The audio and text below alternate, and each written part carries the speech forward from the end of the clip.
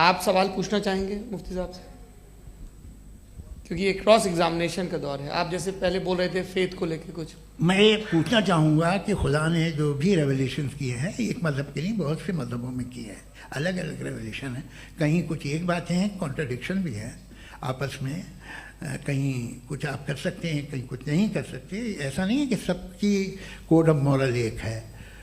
तो ये किस्सा क्या है? अब आप ये देखिए कि मुझे कभी कभी लगता है कि जो फुटबॉल फाइनल होता है, लाखों लोग होते हैं, फिर वो टीवी कवर करती करोड़ों लोग, अगर उसमें खुदा की एक बूमिंग आवाज़ आ जाती, मैं गॉड हूँ, तो सारे लोग अभी सुन लेते और टीवी पे भी सुन लेते, किस्सा खत्म होता।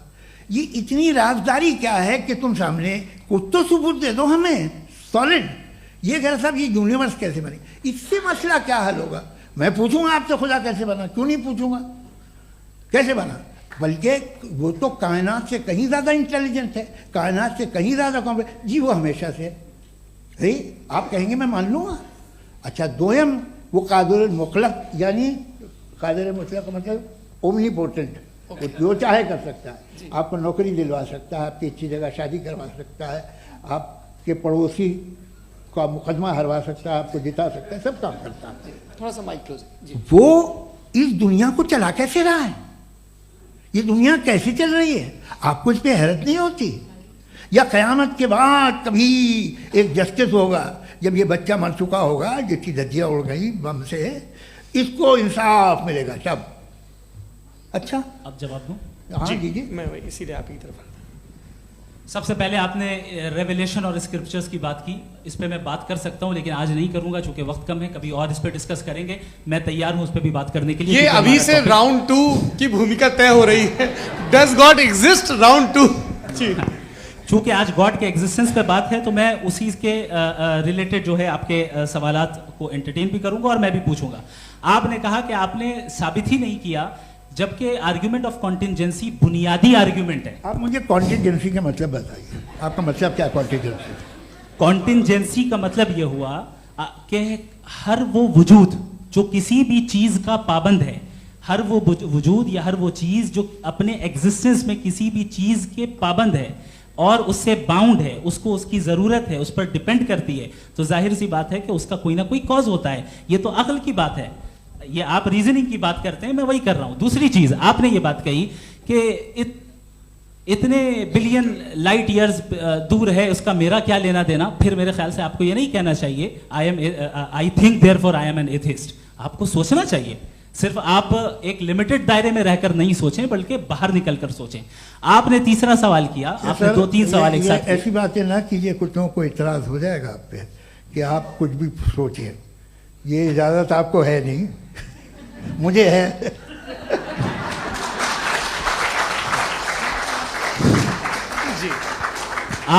आपने प्रॉब्लम ऑफ इविल के ताल्लुक से सवाल किया और बार बार आप एक लफ्ज रिपीट कर रहे हैं कि ओमनीपोटेंट गॉड है, ऑल पावरफुल गॉड है। यही तो दरअसल समझना है कि गॉड का कॉन्सेप्ट क्या है। प्रॉब्लम ऑफ इविल जो है, प्रॉब्लम ऑफ इविल दर हकीकत 2 असम्पशंस पर कायम है। अगर आप इन 2 असम्पशंस को समझ जाएं तो ये प्रॉब्लम नहीं रहेगी, आर्ग्यूमेंट आपको समझ में आ जाएगी कि ये कोलैप्स कर जाता है। पॉइंट नंबर 1, यानी जो आपका सबसे पहला फॉल्स असम्पशन है कि गॉड मर्सीफुल है, ओमनीपोटेंट है, दुनिया में जुल्म हो रहा है। लेकिन आपको यह समझना चाहिए कि हमारे वर्ल्ड व्यू के मुताबिक गॉड सिर्फ ओमनीपोटेंट और सिर्फ मर्सीफुल नहीं है, बल्कि वो ऑल वाइज भी है और वो ऑल नोइंग भी है। उसके हर काम के पीछे हिकमत और विजडम है। ये कोई जरूरी नहीं है कि वो हिकमत और विजडम आपको समझ में आए या मुझे समझ में आए। अगर आप जो समझ रहे हैं उसके मुताबिक आप फैसला कर रहे हैं, ये लिमिटेड पर्सपेक्टिव से आर्ग्यूमेंट है। और इस चीज को हम अपनी दुनिया में, अपने लाइफ में, डेली लाइफ में इस प्रिंसिपल को एक्सेप्ट करते हैं। हम जब किसी डॉक्टर के पास जाते हैं, डॉक्टर के पास जाकर वो अगर उसने हमें कोई दवाई दी है तो हम ये तो नहीं कहते कि जब तक आपके पास जितना नॉलेज और जितना विजडम नहीं है, आपने क्यों ये दवाई दी है, तब तक हम इस चीज को एक्सेप्ट नहीं करेंगे। नहीं कहते, हम उसकी अथॉरिटी को तस्लीम करते हैं। क्यों? क्योंकि उसकी हम जानते हैं कि वो नॉलेजेबल है, वो विजडम वाला है, हमसे ज्यादा नॉलेज और हमसे ज्यादा विजडम है। बताएं सर। मैंने डॉक्टर में और खुदा में बड़ा डिफरेंस है। डॉक्टर पढ़ा लिखा होता है एक, तो मैं उसकी बात सुनूंगा। दो एम ये नहीं, कुछ जवाब तो ये भी नहीं है सर आप प्लीज, भी आ आप जाइए, अगर चलिए। सब ऑडियंस से बोलने लगेंगे तो हाँ। फिर मतलब नहीं सिविलाइज बहस का। मतलब आप ये कहें कि चूंकि आप डॉक्टर पे बिलीव करते हैं इसलिए खुदा पे बिलीव किए, क्या ये मिसाल आपको समझाने के लिए। आर्ग्यूमेंट है, इस पे आपको एतराज नहीं है। तो सिंपल बात ये है कि मैं अगर ये यकीन कर लूँ कि एक ओमनीपोटेंट उसकी मसलहत है, ये जो बच्चे मर रहे हैं ये मसलहत है उसकी, मुझे नहीं चाहिए इसकी मसलहत। उसकी मसलहत नहीं, यही मसलहत तो क्या समझना है। मतलब एक्सपीरियंस। अच्छा, इस आपने अभी मेरी बात पूरी सुनी नहीं। मैंने कहा आपका पूरा आर्ग्यूमेंट दो फॉल्स असम्पशंस पर है। एक फॉल्स असम्पशन मैंने बता दिया, दूसरा फॉल्स असम्पशन ये है कि इस दुनिया में इविल के होने का कोई गुड रीजन नहीं है, जबकि हमारे पास बाज रीजंस मौजूद हैं, हमारे पास बाज वजूहात मौजूद हैं। अगर इस दुनिया में इविल ना हो तो आप गुड को डिफाइन कैसे करेंगे? अगर जुल्म ना हो आप इंसाफ को समझेंगे कैसे? अगर तारीकी ना हो तो आप लाइट को समझेंगे कैसे? बहुत अच्छे। अभी और सुन लें, अभी और बाकी है। ये तो बात बहुत पसंद आई साहब मुझे, कि जब तक रेप ना हो तब तक औरतों की इज्जत का ख्याल आपने मेरा जवाब पूरा सुना ही नहीं। जब तक के बच्चों का कत्ल ना किया जाए तब तक आपको बच्चों की मासूमियत की इज्जत। आपने पूरा जवाब सुना ही क्या नहीं। बात है, क्या आपने नुक्ता निकाला हुआ? आपने पूरा जवाब सुना ही नहीं। आप सुन लें, मेरी बात सुन लें। ये मैंने आपको एक चीज बताई। दूसरी चीज, इस दुनिया में हम आए हैं टेस्ट के लिए, हमारा टेस्ट हो रहा है और हर इंसान का अलग अलग अंदाज में टेस्ट होता है। और इस दुनिया में अगर इविल मौजूद है तो वो इविल जरिया है हमारे अंदर ह्यूमन नोबल क्वालिटीज को डेवलप करने का और अलग अलग फील्ड में प्रोग्रेस करने का। और अगर हमारे अंदर और इस दुनिया में इविल नहीं होता तो बताइए टेस्ट का मतलब क्या होता? अगर मैं अपने स्टूडेंट को एमसीक्यूज दूं और उसमें सिर्फ राइट आंसर लिख कर दे दूं और कहूं तुम्हारा टेस्ट हो गया, ये मीनिंगलेस है।